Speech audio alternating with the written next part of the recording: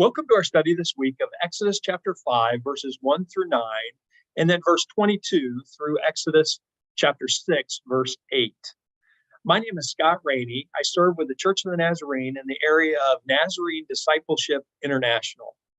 This adult Sunday school video lesson is provided in collaboration between the Foundry Publishing and NDI. The Sunday school lesson is intended to support the local church's efforts to make disciples who make disciples. Please feel free to use this video in any way that helps your church or its families. We are continuing this week in our study of the people of God and their story found in the Old Testament book of Exodus. By the end of Exodus chapter 3, God had revealed his plan, his rescue plan for delivering Israel from Egyptian slavery. God would use Moses, born to Hebrew parents, raised by an Egyptian princess, and now living as a shepherd in a foreign land, Midian. Moses wasn't really receptive to this call of God on his life. He struggled with doubt, trust, and uncertainty. God's instruction to Moses were clear. Go, assemble the elders of Israel, and share the promises that I've made to you and to Abraham's descendants. I will soon deliver Israel from Egypt and give the land I have promised to my people. Exodus chapter 3, verses 16 and 17 tell this story. God continued his instructions in verse 18 of Exodus 3. He said, then you and the elders are to go to the king of Egypt. The Lord revealed to Moses that all those who wanted to kill him are dead. Exodus 4, verse 19. Moses and the elders of Israel are to simply ask Pharaoh to allow the Hebrew people to take a 3-day journey into the wilderness to offer sacrifices to the Lord. God told Moses, however, in advance what would happen. Pharaoh will reject your request, so I will stretch out my hand and strike the Egyptians with wonders. God finished the conversation with a promise. In the end, Pharaoh will let you go. Through all this, Moses is still reluctant. As Exodus chapter 4 begins, God demonstrated his power to Moses through signs in a way to give him courage. Still, Moses offered excuses of why he should not be the one to go. Exodus chapter 4, verse 10. Finally, Moses asked God directly in verse 13, please send someone else. The Lord unenthusiastically offered Aaron, Moses' brother, to assist Moses as his spokesman. This plan to include Aaron was certainly second best, and we will discover that as the story unfolds. Moses then began his journey back to Egypt under the blessing of Jethro, his father-in-law. He stopped at Sinai, the mountain of God, where Moses had first encountered the burning bush. Aaron met him there, and Moses shared all that he had heard and seen from the Lord. Together, Moses and Aaron gathered the elders of Israel, presumably in Egypt now. Moses shared God's promises and performed the signs God had shown him. The elders were convinced, and all bowed down in worship of the one true God of Israel. With the support of the people of Israel, Moses and Aaron set out to confront Pharaoh. This is where we start our lesson this week in Exodus chapter 5, starting in verse 1. Afterward, Moses and Aaron went to Pharaoh and said, this is what the Lord, the God of Israel, says. Let my people go so that they may hold a festival to me in the wilderness. Pharaoh said, who is the Lord that I should obey him and let Israel go? I don't know the Lord, and I will not let Israel go. Then they said, the God of the Hebrews has met with us. Now let us take a 3-day journey into the wilderness to offer sacrifices to the Lord our God, or he may strike us with plagues or with a sword.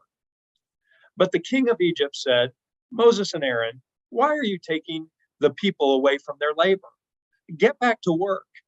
Then Pharaoh said, "Look, the people of the land are now numerous, and you are stopping them from working."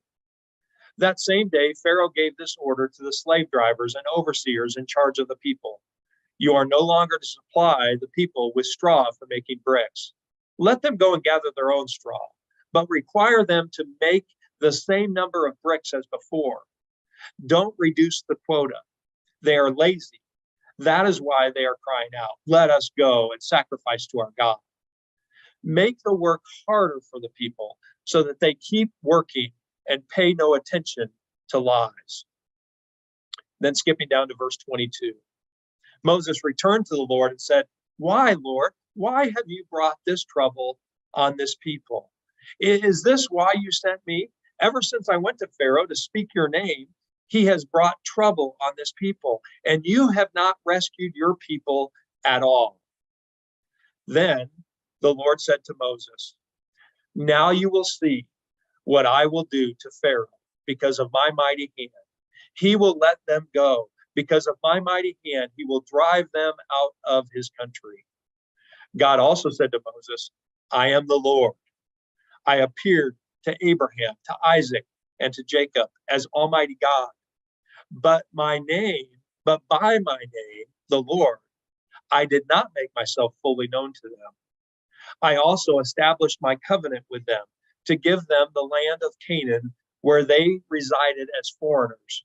Moreover, I have heard the groaning of the Israelites, whom the Egyptians are enslaving, and I have remembered my covenant.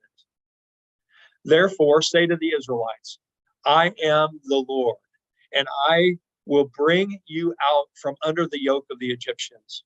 I will free you from being slaves to them, and I will redeem you with an outstretched arm and with mighty acts of judgment. I will take you as my own people, and I will be your God. Then you will know that I am the Lord your God, who brought you out from under the yoke of the Egyptians.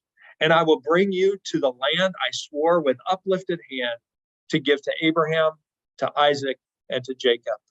I will give it to you as a possession. I am the Lord." In Exodus chapter 5, verse 1, we're introduced immediately to a change of plans. God had instructed Moses and the elders of Israel to go to Pharaoh in Exodus chapter 3, verse 18. Here, we learn that only Moses and Aaron went to Pharaoh. Where did the support of the elders of Israel go for Moses and Aaron? We don't know why the elders did not go. Did Moses not ask them? Did the elders not want to risk their lives before Pharaoh? Admittedly, leadership can be lonely, a lesson that Moses will see time and time again throughout his life. But let me take a moment to encourage church leaders, board members, Sunday school teachers, really all of God's people. Encourage your pastor in these days. Be with him or her in tough decisions. Don't disappoint when he or she needs you most. Don't disappear. Pray for and stand with your pastor when the pressure is high. When Moses and Aaron finally are in the presence of Pharaoh, their words to Pharaoh are strikingly different from what God had told them to say. Exodus chapter 3, verse 18 records what God told Moses to say to Pharaoh. He said to tell Pharaoh this: "The Lord, the God of the Hebrews, has met with us. Let us take a 3-day journey into the wilderness to offer sacrifices to the Lord our God." Moses instead calls God the Lord, the God of Israel. What seems a subtle difference may have been intended by Moses and Aaron to show more force. You see, Moses and Aaron may have wanted to convey that the Lord is the God of a nation, Israel, not just of a people, the Hebrews. While God instructed Moses to call for a 3-day journey, Moses completely eliminated this time frame in his first request to Pharaoh. Again, it is possible that this omission came across more demanding than God instructed in his request in chapter 3. Finally, God told Moses to ask for permission to go. Let us go into the wilderness for 3 days, according to Exodus chapter 3, verse 18. But Moses used a command, send away these people into the wilderness. Exodus chapter 5, verse 1. This is seen even clearer in the Hebrew text. A Hebrew particle is used in Exodus 3 that can be translated as please pray, a polite way of asking for permission. Moses omits the politeness altogether. God had told Moses to use a commanding tone, but only later, when it came to the 10th plague, after Moses had rejected all other requests. Exodus chapter 4, verse 23. It seems that Moses, in haste, jumped to a commanding tone before Pharaoh in his first meeting. You might remember that 40 years after these meetings with Pharaoh, Moses was not permitted to take the Israelites into the promised land. Instead, Joshua led the people across the Jordan River. The reason Moses was not allowed to enter goes back to a time when God asked Moses to speak to a rock in the desert so that it would send forth water for the people of Israel to drink. Instead, Moses, with harsh words to Israel, took his staff and struck the rock twice. Numbers chapter 20, verse 12 says, "But the Lord said to Moses and Aaron, because you did not trust me enough to honor me as holy in the sight of the Israelites, you will not bring this community into the land I give them." It appears that Moses, in his personal insecurities and lack of trust in God, used an appearance of power on more than one occasion. Through the years, I've witnessed insecure spiritual leaders force their way on others through position or perceived power. In doing so, they have disobeyed God and hurt their ability to lead in the end. Oh Lord, help us to trust you, to obey your instructions, and to rest in your power, not ours. Pharaoh quickly refused Moses' request. Pharaoh's response was likely harsh and dismissive when he said, "Who is the Lord that I should obey him and let Israel go?" Exodus chapter 5, verse 2. It is also a true statement. This Pharaoh did not know he had not met the God of Israel. Interestingly, Moses tried his request to Pharaoh again in Exodus chapter 5, verse 3. This time, however, he asked Moses in a polite and respectful way, just as the Lord had instructed him in Exodus 3:18. In the second request, Moses referred to the Lord of the Hebrews, mentioned a 3-day time frame, and said, "Please." Even still, Moses added a little twist at the end that God had not said. Moses said, "If we don't go offer sacrifices, God may strike us with plagues or with the sword." Either way, Moses made clear that Pharaoh's options were simple: 3 days with no slaves or no slaves at all. Pharaoh not only rejected this request, but this time he oppressed Israel even more. Instead of a 3-day break from their labor and a chance to worship their God, the Hebrews were given more and harder labor. In Pharaoh's mind, oppressive measures will divert all thoughts Israel may have of following Moses and Aaron. The labor must be so hard that the people don't have any time or strength left to think about doing anything else, not even worshiping their God. So Pharaoh gave this order in Exodus chapter 5, verses 7 and 8. "You are no longer to supply the people with straw for making bricks. Let them go and gather their own straw, but require them to make the same number of bricks as before. Don't reduce the quota." This impossible task made life even worse for the Israelites. The Hebrews, in desperation, turned against Moses. They said, "You have made us obnoxious to Pharaoh and have put a sword in their hand to kill us." Moses, with nowhere else to go, returns to the Lord. Moses brought 2 why questions to the Lord. Remember, when God called him, Moses expected that going to Pharaoh would not accomplish anything. He also expected that his own people would not accept him. Both expectations had come to pass, but it was even worse than he had thought. Now, because of his interference, the life of the Hebrews had become worse than before. Moses' words are very direct to God. You have not rescued your people at all. Exodus chapter 5, verse 23.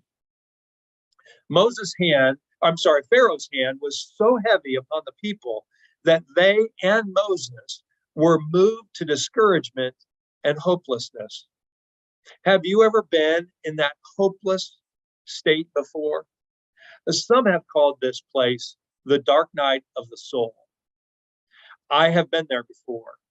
After my first unspecific call to ministry when I was 17 years old, I just assumed God would use me as a physician, my boyhood dream. When I was turned down from medical school when I was 22 years old, I entered this discouraged, hopeless state. I came to God with my whys. Why did you let this happen to me? Why did you take me down this path only to have me fail? It was the dark night of my soul. I remember hearing a song during that time of my life. I put the words to memory and have never forgotten them. They say this: when the struggle you're facing is slowly replacing your joy with despair, when the process is long and you're losing your song in the night, you can be sure that the Lord has his hand on you, safe and secure. He will never abandon you. You are his treasure, and he finds his pleasure with you. He who began a good work in you, he who began a good work in you will be faithful to complete it. He'll be faithful to complete it. He who started the work will be faithful to complete it in you. When you're losing your song in the night, that is the dark night of the soul. Interestingly, the time when God would deliver his people from Egypt would be midnight. Exodus chapter 12, verse 29 says, at midnight, the Lord struck down all the firstborn in Egypt, from the firstborn of Pharaoh who sat on the throne to the firstborn of the prisoners who was in the dungeon, and the firstborn of all the livestock as well. Midnight becomes the turning point for Israel, representing the final stage before they are released. God would keep his promise at just the right time. You see, with God, there is hope even at midnight, even in the darkest moments. In Exodus chapter 6, verse 1, God completely ignored Moses' angry, disappointed, and possibly confused charge against him. God's patience. Wow. God was not offended by Moses' words. Instead, God reassured Moses that it will be because of God's mighty hand, not Moses' powerful words, that the Hebrews' circumstances would be changed. In Exodus chapter 6, verses 2 through 8, we hear exclusively the words of the Lord, first speaking to Moses and then to the Israelites. These words begin and end with the same self-declaration of God: I am the Lord.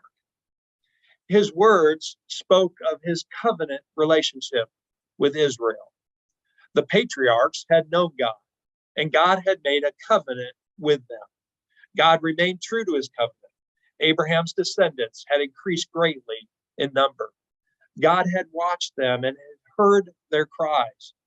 The time had now come for God to rescue his people, the Hebrews, from their suffering and their pain. But God's words to Moses included a new revelation: his name. God had not revealed his name to the patriarchs, but to Moses, God declared, I am who I am. Acknowledging God as the Lord, Yahweh, I am, from now on would always be associated with what God would do for the people in Egypt.